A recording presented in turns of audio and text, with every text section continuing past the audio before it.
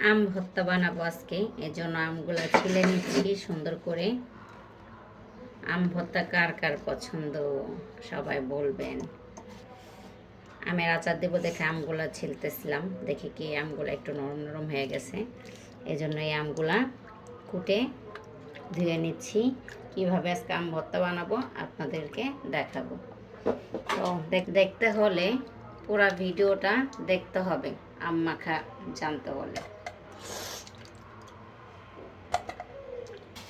আমগুলো আমি এভাবে কেটে নিব, যেহেতু পাকা পাকা, কাটার সময় আমার খেতে মন চাইতেছে, মানে জিভলায় পানি চলে আসতেছে। টক টক এই যে আচারের জন্য কেটে নিছিলাম, বাট আচার দেওয়া যাবে না, অনেক নরম, এই জন্য।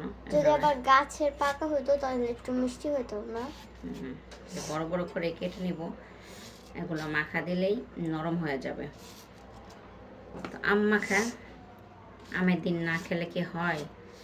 এমনি তো সারা বছর কাঁচা আম পাওয়া যায় না, মাখাও খাওয়া যায় না। তো এই আমের সিজনে আসলেই, আবার হলো গরমের মধ্যে এই আম মাখাটা, যে কোনো টক জাতীয় খাবারটা শরীরের জন্য অনেক সময় ভালো, অনেক সময় খারাপ। সবাই খেতে না, কিন্তু অনেকে যারা টক পছন্দ করে তারা সবসময় খায়। আমিও তো টক পছন্দ করি না, মারিয়াম পছন্দ করে, তোর সাথে আমি একটু খাই। আর পাকা আম এরকম নরম নরম আম তো চাবাইয়া তোর খাওয়া লাগে না, গিলা গিলা খেলে লেগে যায়, এই জন্যই আম মাখাটা টকে আমগুলো অনেক মজা লাগে, টক পাকা টক। আমি কেটে নিয়েছি আমগুলা, একটা রয়েছে, একটাও কাটি।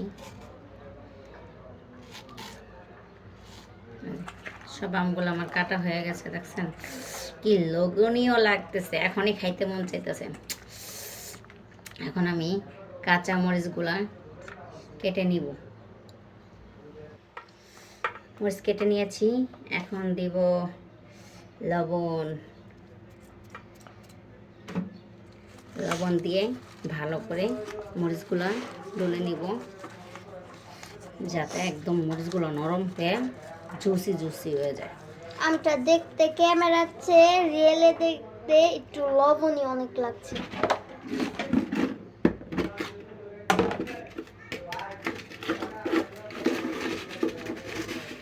এখন দিয়ে দেবো একটু চিনি। চিনি না দিলে আমার তারপর ভালো লাগে না, কারণ আম্মু বেশি টক খায় না, এজন্য চিনি দিয়ে দিলাম।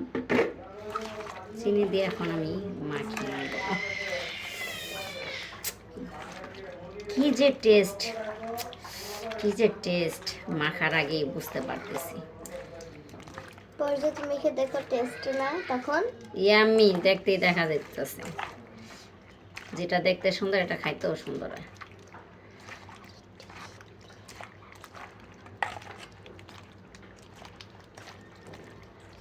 আমার মাখানো হয়ে গেছে।